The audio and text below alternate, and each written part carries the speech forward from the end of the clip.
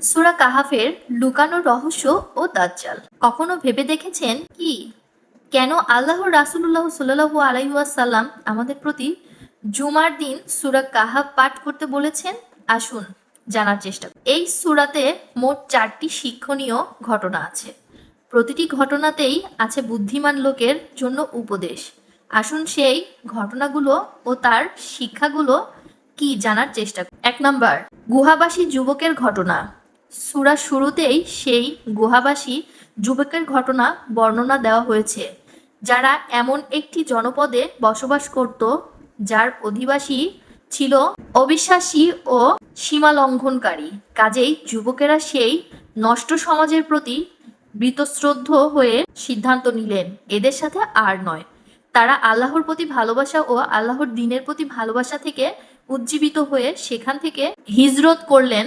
আল্লাহ তাদেরকে গুহাতে আশ্রয় দিলেন এবং সূর্যলোক থেকে নিরাপদে রাখলেন। বহু বছর পর যখন তাদের ঘুম ভাঙল, তারা দেখলেন সেই জনপদের অবিশ্বাসী লোকেরা বিদায় নিয়েছে এবং ভালো লোকেদের দ্বারা মন্দ লোকেরা উপস্থাপিত হয়েছে। শিক্ষা, ইমানের উপর পরীক্ষা। 2 নাম্বার, 2টি বাগানের মালিক ব্যক্তির ঘটনা।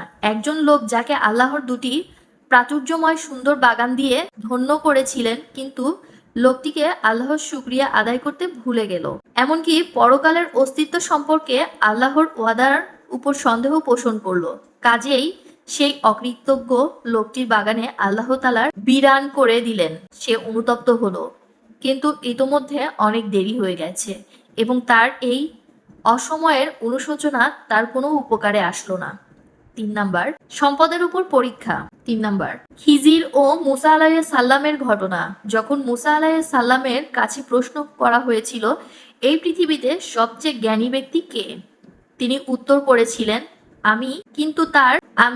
কিন্তু আল্লাহ তার কাছে উন্মোচন করে দিলেন যে এমন এক ব্যক্তি আছেন যাকে আল্লাহ তার চেয়ে বেশি জ্ঞান দান করেছেন।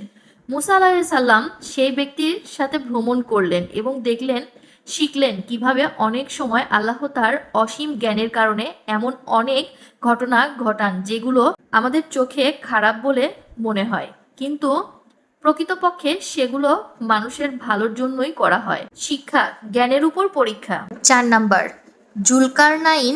এটা সেই ক্ষমতাধর বাদশাহর ঘটনা যাকে একই সাথে জ্ঞান এবং ক্ষমতা প্রদান করা হয়েছিল এবং তিনি সেই উভয় দানের শুকরিয়া স্বরূপ মানুষের উপকারে এবং কল্যাণে তা ব্যয় করতেন।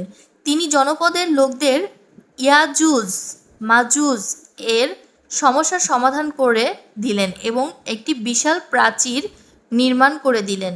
শিক্ষা, ক্ষমতার উপর পরীক্ষা। সূরাটি মাঝামাঝি আল্লাহ স্মরণ করিয়ে দিচ্ছেন ইবলিসের কথা, যে এই পরীক্ষাগুলোকে আরো কঠিন করে দেয়। যখন তা ফেরেশতাকে বললাম আদমকে সেজদা করো, তখন সেই সেজদা করলো, ইবলিস